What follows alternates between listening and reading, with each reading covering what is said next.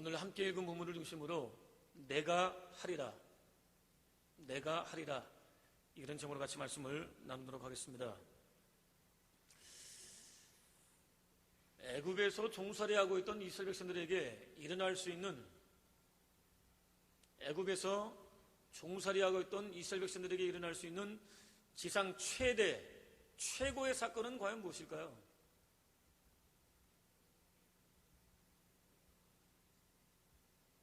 대답 안 하실 겁니까? 애굽에서 종살이하고 있는 이스라엘 백성들에게 일어날 수 있는 지상 최고의 사건은 애굽에서 벗어나는 일이겠죠. 종의 몸에서 자유하는 몸으로 되는 것, 이것이 그들에게 일어날 수 있는 최대의 사건일 것입니다. 사실 이스라엘 백성들에게는 애굽에서 벗어날 수 있는 그런 능력이 없습니다. 마음에 간절한 그런 소원은 있지만 그것을 이룰 수 있을 만한 그런 능력은 없는 상황입니다.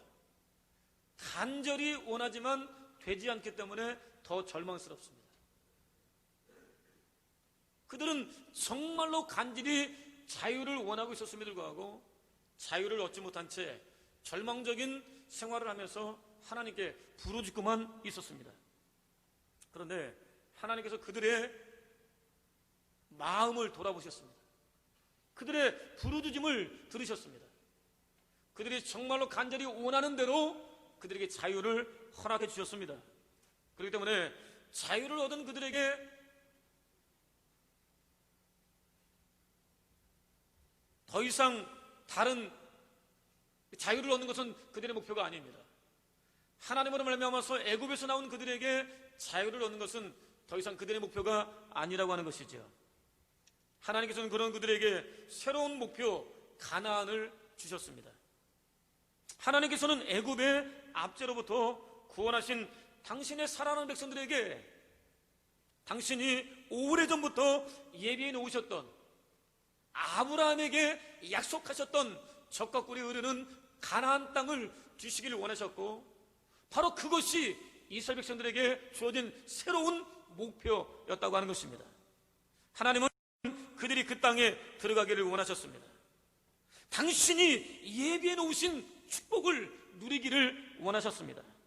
그 땅, 곧 그들이 감히 상상조차 할 수 없었던 축복을 누리며 당신께 영광 돌리는 삶을 살기를 원하셨습니다.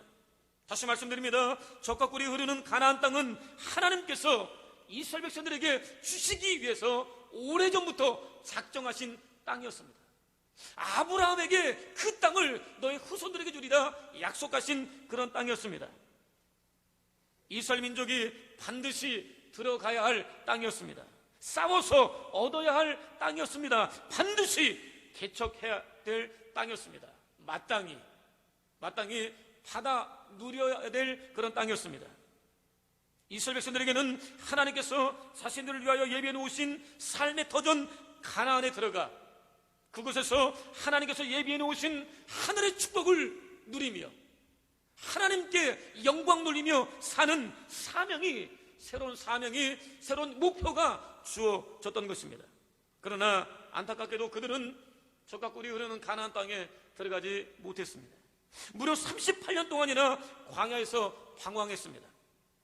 여호수아와 갈렙을 제외한 모든 사람들이 다 광야에서 하나같이 죽고 말았습니다. 하나님께 영광 돌리는 삶을 살기는커녕 코앞에 보이는 가나안에 들어가지도 못한 채 광야에서 죽고 말았습니다. 그리고 온 세상을 당신의 뜻대로 주관하시는 하나님의 소유된 백성인 그들이 하나님께서 무엇과도 바꿀 수 없는 소중한 보물로 여기시는 그들이 눈앞에 보이는 축복을 얻지 못한 채, 누리지 못한 채 죽고만 이유는 믿음으로 반응하지 않았기 때문입니다. 하나님 한 분만을 온전히 신뢰하지도 않았기 때문입니다. 하나님께서 약속하셨기 때문에, 이미 하나님이 허락하신 것이기 때문에 그들이 믿음으로만 반응한다고 한다면 얼마든지 받을 수 있고 누릴 수 있는 그런 축복이었음에도 불구하고 그들은 믿음으로 반응하지 않았다고 하는 것입니다. 사실 가나안에서 벌어질 전쟁은 육적인 전쟁이라기보다는 영적인 전쟁이었습니다. 이스라엘의 하나님 만군의 야훼와 가나안 민족들이 섬기는 우상과의 싸움이었습니다. 특히 가나안 족속들의 왕들은 하나님께서 가증히 여기시는 무당들이었습니다. 가나안의 왕들은 하나님이 가증히 여기시는, 돌로 쳐 죽이도록 율법이 명령하고 있는 무당들이었다고 하는 것입니다. 이스라엘 민족이 아무리 탁월한 전쟁 능력과 무기를 갖추고 있었다 할지라도 쉽게 넘을 수 없는 산과 같은 존재가 바로 그들이었습니다. 하나님께서 친히 싸워주시지 않는다고 한다면 결코 이길 수 없는 존재가 가나안의 왕들이었다고 하는 것입니다. 우리는 능히 올라가서 그 백성을 치지 못하리라. 그들은 우리보다 강하니라. 우리가 두루 다니며 정탐한 땅은 그 거주민을 삼키는 땅이요, 거기서 본 모든 백성은 신장이 장대한 자들이며 거기서 네피림 후손인 아낙 자손의 거인들을 보았나니 우리는 스스로 보기에도 메뚜기 같으니 그들이 보기에도 그와 같았을 것이니라 라고 하는 정탐꾼들의 말은 사실이었습니다. 그러나 하나님은 전쟁에 능하신 분입니다. 하나님은 전쟁의 신이십니다. 하나님에게 패배란 있을 수 없습니다. 승리는 언제나 하나님의 것입니다. 무엇보다 이스라엘 백성들을 당시 천하를 오령하던 그 큰 애굽에서 구원하신 분이 하나님이십니다. 도무지 불가능하게 보이던, 가능성이 보이지 않던, 그래서 정말로 간절히 원하지만 이루지 못해 절망하고 있던 이스라엘 백성들에게 그 절망으로부터 구원하신 분이 바로 하나님이시라고 하는 것입니다. 그들을 위해서 하나님은 홍해를 여셨습니다. 그들이 광야를 가는 동안 낮에는 구름 기둥으로, 밤에는 불 기둥으로 인도하셨습니다. 만나와 메추라기와 반석의 물로 먹이셨습니다. 가나안을 향해 전진하는 이스라엘의 앞을 가로막는 적군들이 나타나면 친히 앞서 나가서 하나님께서 싸워주셨습니다. 나는 야훼 니시라고 하나님을 선포하셨습니다. 나는 너희에게 승리를 주는 너희의 하나님 야훼니라 하나님을 선포하셨습니다. 하나님께서는 당신이 이스라엘 백성들을 얼마나 사랑하시는지, 당신께서 이스라엘 백성들을 얼마나 사랑하시는지 충분히 증거를 보여주셨다고 하는 것입니다. 그렇기 때문에 그들은 하나님께서 자신들을 이끌어 주시는 동안 베풀어 주신 은혜, 능력을 돌아갈 필요가 있었습니다.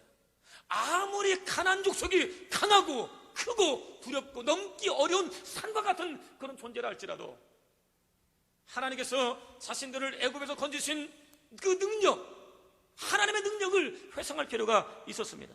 하나님 한 분만을 믿고 의지할 필요가 있었습니다. 온전히 하나님께 맡기는 믿음을 보여야 했습니다. 그러나 그들은 그렇게 하지 않았습니다. 눈앞에 하나님께서 약속해 주신 가나안이 펼쳐져 있음에도 불구하고 믿음으로 반응하지 않았습니다. 밤새도록 통곡하며 울었습니다. 우리가 애굽 땅에서 죽었거나 이 광야에서 죽었으면 좋았을 것을 어찌하여 야훼가 우리를 그 땅으로 인도하여 칼에 쓰러지게 하려 하는가? 우리 처자가 사로잡히리니 애굽으로 돌아가는 것이 낫지 아니하리야, 이렇게 외쳤습니다. 어찌하여 우리를 이 광야에서 죽게 하는가? 하나님은 왜 우리를 이 광야로 인도해서 이 가나안으로 들어가라고 명령하셔서 우리에게 두려움을 줄 뿐만 아니라 우리로 하여금 죽게 만들려고 하는가? 외쳤습니다. 이제까지 자신들을 인도해 주셨던 하나님께 원망과 불평을 쏟아놓았습니다. 그렇게 하나님을 대적했습니다. 심지어 우리가 한 지간을 세우고 애굽으로 돌아가자라고 외치기까지 했습니다. 취약된 세상으로, 절망이 가득한 세상으로 다시 돌아가자고 그들을 외쳤습니다. 하나님께 간절히 구원을 외쳤던 그 애굽으로 다시 돌아가자고 하는 어리석은 말까지 서슴없이 그들은 뱉었습니다.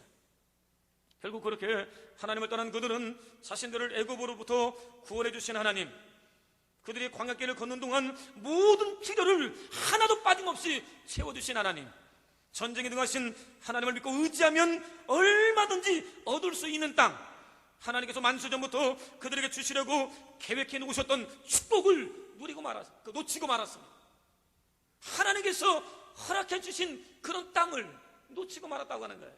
믿음으로만 반응하면 얼마든지 얻을 수 있는 땅, 하나님의 축복을 놓치고 말았다고 하는 것입니다.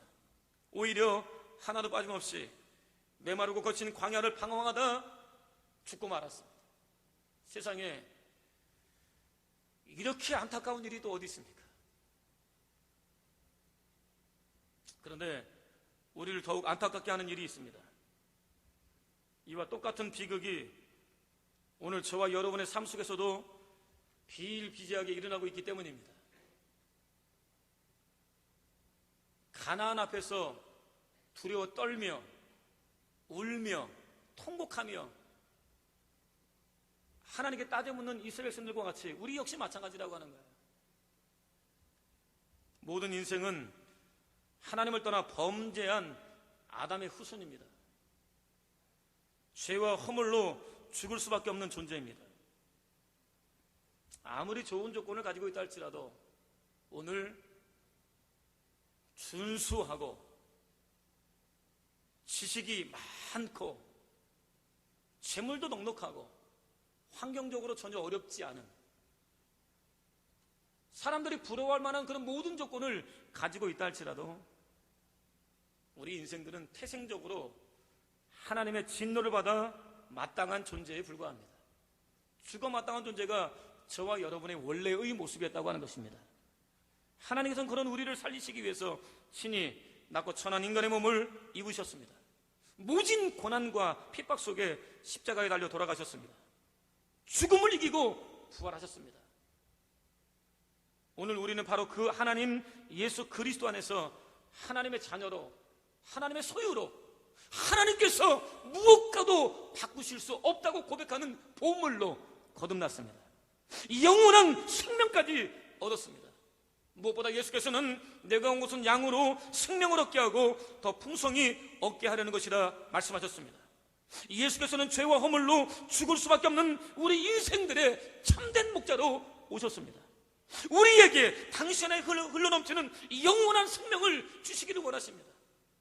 죽을 수밖에 없는 우리에게 당신 안에 흘러넘치는 영원한 생명을 주시기 원하시는 분이 우리의 주님 예수 그리스도라고 하는 것입니다. 풍성한 생명을 저와 여러분들이 누리기를 원하십니다. 우리의 삶 가운데 끊임없이 찾아와서 괴롭히는 저주와 가난을 몰아내 주시기를 원하시는 분이 바로 그 예수 그리스도이십니다. 하나님께서 만세전에 우리 한 사람 한 사람을 위하여 계획하셨던 꿈과 비전, 우리로서는 상상할 수조차 없는 하나님의 꿈과 비전이, 저와 여러분을 향한 하나님의 꿈과 비전이 이루어지기를 정말로 간절히 소원하시는 분이 예수 그리스도이십니다. 하나님께서는 아들 예수 그리스도를 통해서 우리로서는 도무지 상상할 수 없는 놀라운 복을 계획하셨고, 아들 예수 그리스도께서는 그 하나님의 계획이 저와 여러분의 삶 속에 이루어지기를 원하실 뿐만 아니라 성령 하나님께서는 오늘 그 축복이 저와 여러분의 삶 속에 적용되기를 정말로 간절히 원하시는 것입니다. 그럼에도 불구하고 오늘 우리는 하나님의 축복을 소유하지 못하고 있습니다. 이스라엘 백성들이 광야에서 방황한 것처럼 방황하고 있습니다. 왜 그렇습니까? 하나님 한 분만을 믿고 의지하지 않기 때문입니다. 삶의 문제를 하나님께 온전히 맡기지 않기 때문입니다. 문제 앞에 지레 겁을 먹고 원망하고 불평하기 때문입니다. 사실 문제는 절대로 걸림돌이 아닙니다. 살아보면 우리가 인생 속에서 만나는 문제들은 우리를 넘어뜨리기 위해서 주어진 그런 걸림돌이 절대로 아닙니다. 문제는 디딤돌입니다. 우리가 성장할 수 있는, 한 단계 도약할 수 있는, 하나님을 더 깊이 만날 수 있는, 하나님과 교제할 수 있는, 하나님을 느낄 수 있는 디딤돌이라고 하는 것입니다. 근데 우리는 문제 앞에 이것을 생각하지 못하는 거예요. 왜 내 앞에 문제가 있느냐, 이것에만 집착한 나머지 믿음으로 반응하지 않습니다. 원망하고 불평합니다. 괴롭합니다. 하나님을 떠나기까지 합니다. 조금만 더 참고 믿음으로 행하면 하나님의 축복이 주어질 것임에도 불구하고 그것을 놓치고 마는 거예요. 그렇다고 하면 오늘 저와 여러분은 어떻습니까? 모든 경우 믿음으로 반응하고 있습니까? 하나님을 한 분만 믿고 의지하고 있습니까? 하나님께 인생의 모든 것을 맡기고 있습니까? 죄와 허물로 죽을 수밖에 없었던 우리를 살리시기 위해서 신이 인간의 몸을 입으신 하나님께 삶의 모든 문제를 맡기고 있습니까? 오늘 우리가 함께 읽은 본문에는 하나님께서 우리에게 약속하신 복을 누릴 수 있는 비결이 소개되어 있습니다. 하나님은 먼저 가나안 정복을 앞둔 여호수아에게 당신의 살아계심을 선포했습니다. 자, 1절로 2절을 읽겠습니다. 시작. 야훼의 종 모세가 죽은 후에 야훼께서 모세의 수종자 눈의 아들 여호수아에게 말씀하여 이르시되 내 종 모세가 죽었으니 이제 너는 이 모든 백성과 더불어 일어나 이 요단을 건너 내가 그들 곧 이스라엘 자손에게 주는 땅으로 가라. 아멘. 하나님께서는 이스라엘 백성들을 적과 꿀이 흐르는 가나안 땅으로 인도하기 위해서 부름받은 여호수아에게 가장 먼저 모세의 죽음에 대해서 언급하셨습니다. 모세는 우리가 알고 있는 것처럼 이스라엘 백성들에게 참으로 위대한 지도자가 아닙니까? 모세와 비교될 만한 그런 사람을 찾기가 어려울 정도로 위대한 지도자가 바로 모세입니다. 그러나 하나님께서는 이스라엘 백성들을 적과 꿀이 흐르는 가나안 땅으로 인도하시기에 앞서 그 지도자 모세가 죽었다고 선포하고 있습니다. 사람들에게 위대한 지도자로 알려져 있는, 백성들이 의지하고 믿고 신뢰했던 그런 지도자 모세가 죽었다고 하나님은 선포하셨습니다. 그리고 이러한 하나님의 선포에는 모세는 죽었을지라도 당신은 여전히 살아계시다고 하는 사실을 이스라엘 백성들에게 알리고자 하는 의도가 숨겨져 있습니다. 모세가 아무리 위대한 하나님의 지도자라 할지라도, 하나님께 아무리 위대하게 쓰임받은 그런 사람이라 할지라도 하나님의 일은 하나님 당신께서 이루신다는 사실을 알려주시기 위해서 모세의 죽음을 선포하셨던 것입니다. 사실 하나님께서는 시대마다 당신의 필요한 사람들을 불러 쓰셨습니다. 세상에 사람들을 보내셨을 뿐만 아니라 그 시대에 필요한 사람을 세상에 보내셨을 뿐만 아니라 보내신 사람들 가운데 당신께 충성할 수 있는 그런 사람들을 불러 하나님이 쓰셨다고 하는 것입니다. 한 사람이 죽으면 또 다른 사람을 불러 쓰셨습니다. 실제로 이 땅에는 수많은 하나님의 종들이 있었습니다. 하나님의 부르심을 받은 그들은 나라와 민족과 열방의 복음화를 위해서 위대한 영향력을 행사했습니다. 현재에도 하나님께 부름받은 수많은 탁월한 종들이 그들의 뒤를 이어서 생명을 불태우며 복음을 증거하고 있습니다. 그러나 그들이 아무리 위대한 영향력을 행사하는 종이라 할지라도 사명을 다한 후에는 하나님의 부르심을 받을 수밖에 없는 연약한 존재입니다. 죽을 수밖에 없는 연약한 육신을 가진 존재에 불과합니다. 영원히 살 수 없는 존재라고 하는 것이죠. 아무리 탁월하고 아무리 위대하고 정말로 많은 영혼들을 하나님께로 인도한 그런 사람들이라 할지라도 그들 역시 우리와 마찬가지로 죽을 수밖에 없는 연약한 육신을 가진 존재에 불과하다고 하는 것입니다. 그들은 결코 하나님이 아니라고 하는 것입니다. 사람에 불과하다고 하는 것입니다.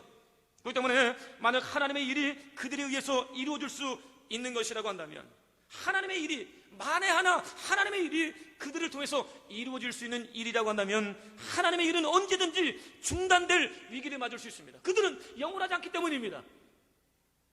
그러나 역사를 돌아볼 때 하나님의 일이 중단된 적은 한 번도 없습니다. 하나님께서 어제나 오늘이나 영원토록 동일하게 살아계시기 때문입니다. 하나님께서 당신의 일을 이루어 가시기 때문입니다. 특히 여호수아는 여호수아입니다. 아무리 모세를 흉내낸다 할지라도 모세가 될 수는 없습니다. 그렇기 때문에 모세를 그리워할 이유가 없습니다. 자신의 연약한 모습을 모세의 능력에 비교할 필요도 없습니다. 이스라엘 군대가 전쟁을 성공적으로 치를 수 있는 능력을 얼마나 갖추고 있는지 파악할 필요도 없습니다. 그는 모세와 모세의 지혜와 능력이 되어주셨던 하나님, 모세를 통해서 당신의 놀라운 계획을 이루어 가신 하나님, 이스라엘 백성들로 하여금 적과 꿀이 흐르는 가나안 땅을 진짜로 실제로 얻게 하실 하나님을 의지해야만 했습니다. 기억하십시오. 우리가 하나님의 축복을 받아들이고 누리지 못하고는 우리의 수고에 달려있지 않습니다. 우리가 하나님의 축복을 누리는 것은 우리의 수고 때문이 아니라고 하는 것입니다. 하나님의 일방적인 은혜 때문인 것입니다. 우리를 불쌍히 여기시고 우리를 긍휼히 여겨주시고 우리를 사랑하시고 우리를 아끼시는 하나님께서 저와 여러분들에게 은혜를 베풀어 주셨기 때문에 그 은혜 안에서 우리는 오늘 먹고 마시며 생명을 유지하고 있는 것입니다. 하나님의 행하심 없이는 역사도 없는 것입니다. 그러므로 아무리 어렵고 아무리 힘겨운 산과 같은 문제를 만났다 할지라도 우리는 우리 자신을 의지해서는 안 됩니다. 누군가를 의지해서도 안 됩니다. 살아계신 하나님 한 분만을 믿고 의지하는 삶을 살아가야 하는 것입니다. 우리는 죽을지라도 하나님은 살아계십니다. 하나님은 영원히 살아계십니다. 그 하나님만이 저와 여러분의 유일한 힘이요 능력입니다. 하나님 한 분만을 믿고 의지하는 저와 여러분 되시기를 주님의 이름으로 축원을 드립니다. 하나님께서는 또 당신이 약속하신 일을 당신이 이루실 것이라고 약속해 주셨습니다. 당신이 약속하신 일은 당신이 친히 이루실 것이라고 말씀하셨습니다. 모세가 아니고 여호수아 네가 아니고 이스라엘 백성들이 아니고 60만 되는 그런 군대가 아니고 내가 약속한 일을 이룰 것이다. 이렇게 하나님은 선포하셨다고 하는 것입니다. 3절로 5절입니다. 같이 읽겠습니다. 내가 모세에게 말한 바와 같이 너희 발바닥으로 밟는 곳은 모두 내가 너희에게 주었노니 곧 광야와 이 레바논에서부터 큰 강 곧 유브라데 강까지 해쪽 석의 온 땅과 또 해지는 쪽 대해까지 너희의 영토가 되리라. 내 평생에 너를 능히 대적할 자가 없으리니 내가 모세와 함께 있었던 것 같이 너와 함께 있을 것임이니라. 내가 너를 떠나지 아니하며 버리지 아니하리니. 아멘. 이 3절로 5절 가운데 5절 하반절은 내가 하고자 하는 일을 너를 통해서 내가 반드시 이루리라 이렇게 의역할 수 있습니다. 하나님께서 약속하신 일을 여호수아가 아니라 하나님 당신께서 이루실 것이라고 선포하신 것입니다. 하나님께서는 여호수아에게 I will, 내가 할 것이다 이렇게 선포하신 것입니다. 네가 아니다, 네가 할 수 있는 것이 아니다, 네 능력으로, 너를 따르는 군대의 능력으로 할 수 있는 것이 아니다. 이 일은, 가나안 총목은, 내가 아브라함에게 약속한 젖과 꿀이 흐르는 가나안 땅은 너희의 힘과 능력이 아니라 내가 이룰 수 있는 것이다 이렇게 선포하신 것입니다. 모세는 탁월한 능력을 가진 지도자였습니다. 그는 하나님과 대면하며 대화했습니다. 성경은 이 사람 모세는 온유함이 지면의 모든 사람보다 더하리라 이렇게 칭찬했습니다. 탁월합니다. 성경이 칭찬할 정도로 탁월합니다. 특별히 온유는 자기를 낮춘다, 괴롭힘을 당한다, 겸손하다 그런 뜻으로 모세가 자신을 비방하는 소리에 대항치 않고 감정을 억제할 수 있는 능력을 가진 사람임을 의미합니다.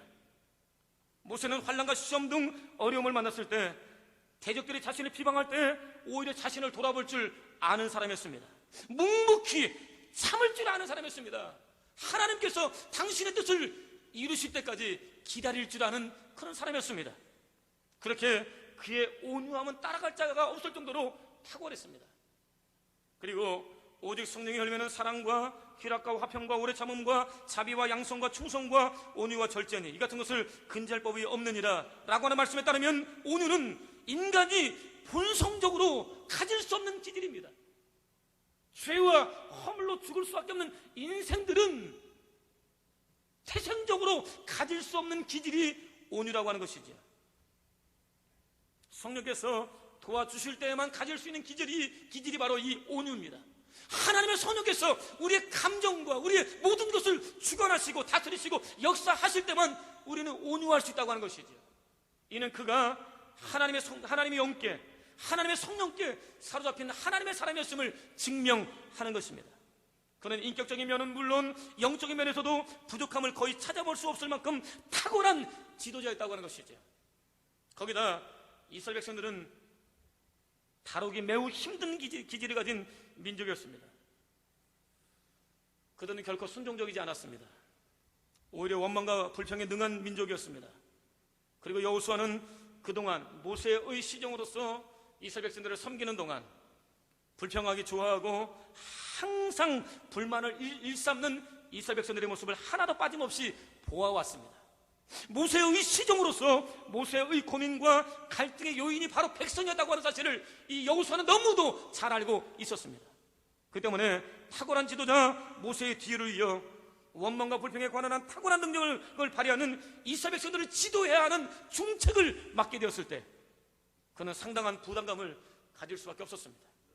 주저할 수밖에 없었습니다. 그렇다고 그가 믿음의 사람이 아니었다 오해하지는 마십시오. 그는 분명 믿음의 사람이었습니다. 그의 믿음은 그의 생애를 통해서 충분히 증명될 수 있습니다. 그는 자신이 하나님께 쓰임받았던 시간보다 더 많은 시간을 무대의 주연이 아니라 조연으로서 묵묵히 자신에게 주어진 사명을 감당한 믿음의 사람이었습니다.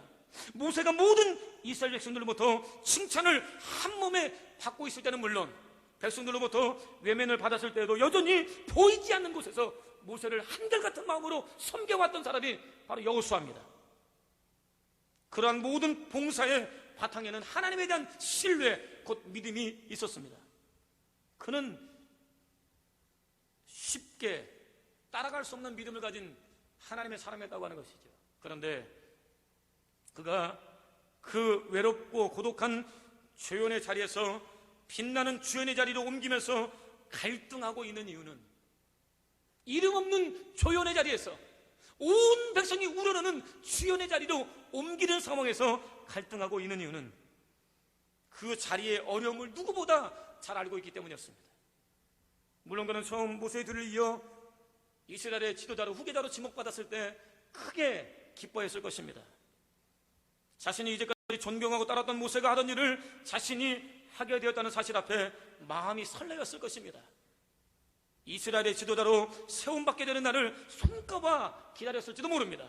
그런데 막상 하나님께서 아무런 예고도 없이 모세를 불러가시자 모든 것이 막막하기만 했습니다. 백성들을 가나안 땅으로 인도는 해야 되겠는데 어떻게 해야 될지 몰라 당황했습니다. 거기다 자신과 모세를 비교할 때 너무도 많은 차이가 있음을 인정할 수밖에 없었습니다. 자신에게는 끊임없이 원망하고 불평하는 백성들을 통솔해 나갈 만한 그런 능력이 없어 보였습니다. 모세와 같은 부드러운 인격도 갖추지 못했습니다. 자신의 생명을 담보로 백성들을 살린 모세와 같이 살신성인의 정신도 가지지 못한 자신의 모습을 보게 된 것입니다. 생각하면 할수록 자신은 모세에 비해 너무도 부족하다고 하는 사실만 부각이 되었습니다. 모세의 시종으로 있을 때에는 얼마든지 감춰줄 수 있었던 작은 허물들이 백성들 앞에 여과 없이 드러날 것을 생각하니까 두려웠습니다. 그래서 그는 갈등했습니다.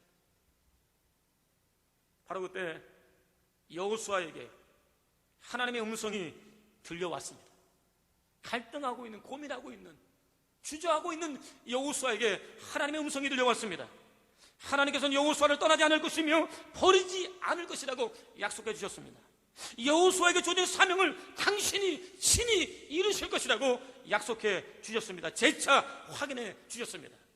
이런 하나님의 말씀은 여호수아에게 오랜 가뭄 끝에 내린 단비와도 같았을 것입니다. 중차대한 사명 앞에서 갈등하고 있던 여호수아에게 용기와 위로를 주기에 충분한 약속이었습니다. 근데 여기서 우리는 여호수아에게 드려진 하나님의 약속의 말씀은 다시 한번 당신에 대한 믿음을 요구하시는 하나님의 음성이었다고 하는 사실을 간과하지 말아야 됩니다. 하나님은 여호수아에게 믿음을 요구하고 있는 거예요. 네가 하는 것이 아니고 내가 하는 것이다 말씀하시면서 믿고 따르라고 하나님은 말씀하고 있는 것입니다. 하나님은 갈등하는 여호수아를 보셨습니다.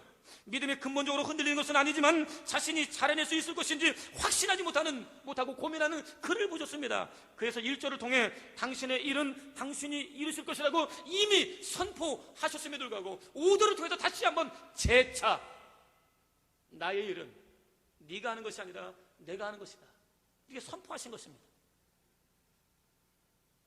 당신이 이루실 가나안 정복의 위대한 역사에 믿음으로 동참하라고 명령하셨습니다. 가나안을 정복하는 일은 내가 할 것이다, 네가 할 일은 믿음으로 동참하는 일이다 라고 촉구하셨습니다. 그렇습니다. 하나님의 일은 하나님이 하십니다. 우리가 완성할 수 있는 일은 아무것도 없습니다. 우리의 삶의 모든 일들을 실제로 이루시는 분은 하나님이십니다. 우리는 씨앗을 심고 물을 줄 수 있을 뿐입니다. 그러나 그것이 싹이 나고 자라게 하고 잎이 나고 꽃이 피고 궁극적으로 열매를 맺게 하시는 분은 하나님이십니다. 우리의 삶 속에 열매를 주시는 분은 하나님이십니다. 우리의 수고에 의미를 부여하시고, 우리의 땀에 의미를 부여하시고, 우리의 피와 눈물에 의미를 부여하시고 열매를 맺게 하시는 분은 하나님이시라고 하는 것입니다. 하나님 그것을 선포하고 계시는 거예요. 네가 아니라 내가 하는 것이다 선포하고 계신 것입니다. 하나님께서 잘하게 하시지 않고는 우리의 수고는 아무런 의미도 없는 것입니다. 그렇기 때문에 씨를 뿌리고 물을 주는 우리의 행위에는 반드시 믿음이 전제되어 있어야 합니다. 하나님에 대한 기대가 있어야 되는 것입니다. 하나님, 오늘 제가 씨를 뿌립니다. 제가 물을 줍니다. 이것을 싹이 나게 하시고 자라게 하시고 열매를 맺게 하시면 하나님이십니다. 그 기대를 가지고 오늘 씨를 뿌립니다. 고백할 수 있어야 된다고 하는 것이죠. 자, 6절로 9절을 보겠습니다. 시작. 강하고 담대하라. 너는 내가 그들의 조상에게 맹세하여 그들에게 주리라 한 땅을 이 백성에게 차지하게 하리라. 오직 강하고 극히 담대하여 나의 종 모세가 내가 명령한 그 율법을 다 지켜 행하고 우로나 좌로나 치우치지 말라. 그리하면 어디로 가든지 형통하리니 이 율법책을 내 입에서 떠나지 말게 하며 주야로 그것을 묵상하여 그 안에 기록된 대로 다 지켜 행하라. 그리하면 내 길이 평탄하게 될 것이며 내가 형통하리라. 내가 내게 명령한 것이 아니냐. 강하고 담대하라. 두려워하지 말며 놀라지 말라. 내가 어디로 가든지 내 하나님 야훼가 너와 함께 하느니라 하시니라. 아멘. 하나님께서는 여호수아에게 당신이 이루실 일에 여호수아 자신을 포함시키라고 명령하고 있는 것입니다. 삶을 통해서 당신을 믿고 있는 증거를 보이라고 말씀하고 있는 거예요. 당신의 말씀을 받아들이고 당신의 약속을 받아들이고 순종하기를 원한다고 한다면 그것을 행동으로 보이라고 촉구하고 계신 것입니다. 좌로나 우로나 흔들리지 말고, 갈등하지 말고, 고민하지 말고, 어떻게 할 것인가 망설이지 말고, 당신 한 분만, 모든 일을 이루시는 당신 한 분만 믿고 의지하는 증거를 보이라고 명령하고 계신 거예요. 당시 여호수아가 싸워 이겨야 될 상대는 사람이었지만 실제로는 영적인 세력이었습니다. 가나안 전쟁은 사람들의 싸움이 아니라 하나님과 가나안 신들이 섬기는 영적 전쟁이었다고 하는 것이죠. 이스라엘 백성들의 영원한 아버지 야훼 하나님과 가나안 민족이 섬기고 있던 우상들과의 싸움, 바로 영적인 전쟁이 가나안 전쟁이었다고 하는 것입니다. 그렇기 때문에 그 전쟁에서 승리하기 위해서는 더욱 강력하고 신령한 무기, 육신적인 무기가 아니라 신령한 무기가 필요했습니다. 사랑하는 성도 여러분, 우리 인생은 영적 싸움입니다. 우리가 섬기는 하나님과 우리를 끊임없이 대적하고 죽이고 멸망시키려는 사단과의 싸움이라고 하는 것입니다. 우리는 하나님 편에 붙어 있어야 되는 거예요. 하나님을 의지해야만 되는 것입니다. 하나님 한 분만 신뢰하면서 그 하나님께 모든 것을 맡길 수 있어야 되는 거예요. 그러면 그 하나님께서 우리를 죽이고 멸망시키려 다가오는 원수의 세력을 짓밟으실 뿐만 아니라 우리가 승리할 수 있는 은혜를 부어주시는 것입니다. 이 가나안 전쟁에서 필요한 무기는 그냥 재래식하는 무기가 아닙니다. 칼과 창이 아니라고 하는 것입니다. 더 강력하고 신령한 무기가 필요한데 그것은 바로 하나님의 도우심입니다. 하나님의 역사인 것입니다. 그래서 하나님께서는 여호수아에게 나를 믿고 마음을 강하게 하고 담대히 하라고 명령하시는 거예요. 당신을 믿고 의지하면 온전히 순종하겠다고 하는 의지를 보여보라고 말씀하신 거예요. 당신에 대한 기대 곧 믿음을 가지라고 명령하셨다는 것입니다. 바울은 너희 안에 착한 일을 시작하신 이가 그리스도 예수의 날까지 이루실 줄을 우리는 확신한다 라고 외쳤습니다. 저와 여러분들을 위해서 오늘 일하신 하나님은 그 일이 완성될 때까지 멈추지 않고 일하실 것입니다. 아니, 이미 오래전부터 우리를 위해 일하고 계시는 하나님은 오늘 이 시간에도 일하고 계실 뿐만 아니라 우리의 생이 다하는 날까지 함께 하시면서 일해 주실 것입니다. 그렇게 사도 바울은 외치고 있는 거예요. 예수께서는 너희가 나를 택한 것이 아니요 내가 너희를 택하여 세웠나니, 우리가 하나님을 택한 것이 아닙니다. 우리가 하나님을 섬긴 것이 아닙니다. 하나님이 우리를 택해 주신 것입니다. 하나님께서 우리로 하여금 하나님을 섬길 수 있는 은혜를 부어주신 것입니다. 우리의 능력이 아닙니다. 하나님의 능력입니다. 우리의 수고가 아닙니다. 하나님의 은혜입니다. 우리가 하나님의 자녀가 된 것은 하나님의 일방적인 은혜라고 하는 것이죠. 또 말씀합니다. 이는 너희로 가서 열매를 맺게 하고 또 너희 열매가 항상 있게 하여 내 이름으로 아버지께 무엇을 구하든지 다 받게 하려 합니다. 그렇습니다. 하나님께서는 한 번 시작하신 일을 중단하지 않으십니다. 반드시 마치십니다. 예수께서 저와 여러분을 부르신 목적은 열매를 맺게 하시기 위해서입니다. 그 열매가 항상 저와 여러분의 삶 속에 넘치도록 하기 위해서입니다. 당신의 이름으로 무엇을 구하든지 다 응답하시기 위해서 예수께서는 오셨고 저와 여러분을 자녀로, 백성으로 부르신 것입니다. 그러므로 우리는 흔들리지 말고 한결같은 믿음으로 하나님 한 분만을 믿고 의지해야 하는 것입니다. 아무리 힘들지라도, 어려울지라도, 절망이 눈앞에 가득할지라도, 한치 앞이 보이지 않는 그런 흑암이 가득할지라도 하나님을 붙잡은 손을 놓지는 말아야 하는 것입니다. 하나님 한 분만을 믿고 의지하며 그 하나님께 모든 것을 맡길 수 있어야 된다고 하는 것이죠. 그렇다면 오늘 저와 여러분은 어떻습니까? 환난과 시험을 만났을 때, 도무지 해결하기 어려운 인생의 중차대한 그런 문제를 만났을 때, 갈등할 수밖에 없는 절망적인 문제를 만났을 때 어떻게 반응하십니까? 하나님께서는 가나안 진격을 앞두고 갈등하는 여호수아에게 당신은 살아계시다고 선포하셨습니다. 내가 살아있다, 나는 영원하다, 영원히 역사는 내가 너와 함께할 것이다, 하나님이 약속해 주셨습니다. 당신의 사랑하는 백성들에게 약속하신 일을, 아브라함을 통해서 그들에게 주신 약속을 당신이 친히 이루실 것이라고, 내가 할 것이라고 그렇게 선포하셨습니다. 그러니 좌우로 흔들리지 말고 두려워하지 말고 당신 한 분만을 믿고 의지하는 증거를 보이라고 명령하셨습니다. 그러므로 자신의 연약한 모습을 보고 낙심하지 마십시오. 실망하지도 마십시오. 자신의 모습만 보고 낙심하는 것은 불신앙입니다. 우리는 연약할지라도 하나님은 강하십니다. 우리는 무능력할지라도 하나님은 전능하신 분입니다. 그렇기 때문에 그 하나님을 믿는 하나님의 사람들이 자신의 모습을 보고 낙심하고 절망하는 것은 불신앙입니다. 절대로 자신의 연약한 모습 때문에 실망하지 마십시오. 고개를 떨구지도 마십시오. 나는 어제나 오늘이나 영원토록 동일하게 살아있다 외치시는 하나님, 내가 너에게 약속한 것들을 반드시 내가 이루어줄 것이다 재차 반복해서 확인시켜 주시는 하나님, 그러니 너희는 믿음으로 응답하라고 외치시는 하나님의 명령을 가슴에 새기십시오. 한순간도 놓지 마십시오. 결코 흔들리거나 갈등하지 마십시오. 믿음으로 반응하실 뿐만 아니라 강하고 담대하게 현실을 사십시오. 그것을 통해서 열매가 있게 하시고 항상 있게 하시고 기도하는 것마다 응답하게 하시는 하나님의 역사, 생명을 얻게 하시되 풍성히 얻게 하시는 하나님의 역사, 원수를 이기고 승리하게 하시는 하나님의 역사, 무엇보다 만세전에 우리를 위해서 계획하셨던 축복을 이루어주시는 하나님의 역사, 어떤 경우에도 당당하게 살게 하시는 하나님의 위대한 역사를 통해서 승리하는 삶을 살아가는 기쁨과 즐거움과 감사와 찬양과 영광이 충만한 삶을 살아가는 저와 여러분 되시기를 주님의 이름으로 축원을 드립니다. 기도하겠습니다. 사랑하는 성도 여러분, 하나님은 살아계십니다. 당신의 일을 당신이 이루십니다. 오늘 우리가 해야 될 일은 믿음으로 반응하는 일입니다. 하나님 맞습니다. 하나님은 살아계십니다. 어제나 오늘의 영원토록 동일하십니다. 하나님께서 우리의 일을 이루십니다. 우리에게 성령으로 함께 하셔서 믿음 주시고 흔들리지 않는 삶을 살게 도와주셔서 주님의 이름을 서분 부르고 간절한 마음으로 기도하겠습니다. 주여, 주여, 주여.